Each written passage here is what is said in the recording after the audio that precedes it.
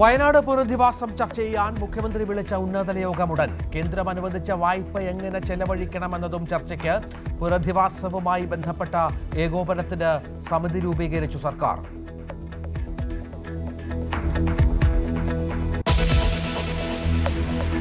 അദ്ദേഹം സ്വയം തിരുത്തിക്കൊണ്ട് പാർട്ടിയുടെ നിലപാടിന് അനുസരിച്ച് പ്രവർത്തിക്കുന്നതാണ് ഞാൻ പ്രതീക്ഷിക്കുന്നത്.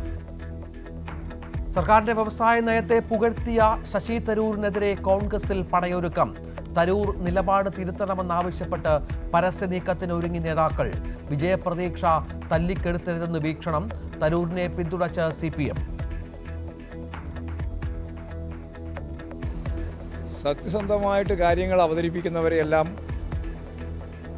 കേരളത്തിലെ കോൺഗ്രസ് എങ്ങനെയാണ് സമീപിക്കുന്നത് എന്നുള്ളതിൻ്റെ കൃത്യമായ തെളിവാണ്.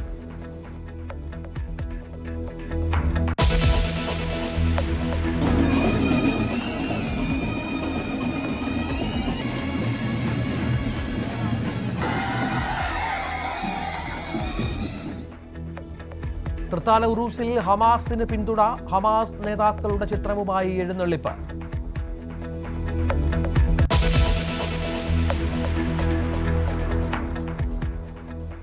യുവനടിയെ പീഡിപ്പിച്ചുവെന്ന കേസിൽ നടൻ സിദ്ദിഖ് കുറ്റക്കാരനെന്ന് പോലീസ്. ഹോട്ടലിലേക്ക് വിളിച്ചു വരുത്തിയത് ദുരുദ്ദേശത്തോടെ.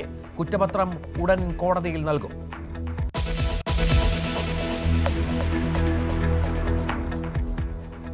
കോട്ട ബാങ്ക് കവർച്ചയിൽ പ്രതിയുടെ വീട്ടിൽ നിന്ന് മോഷണ മുതൽ കണ്ടെടുത്തു. 12 ലക്ഷം കിട്ടിയത് പ്രതിയുമായി പോലീസ് നടത്തിയ തെളിവെടുപ്പിൽ. വസ്ത്രങ്ങളും കത്തിയും വീട്ടിൽ നിന്ന് കണ്ടെടുത്തു. ബാങ്കിൽ തെളിവെടുത്തു.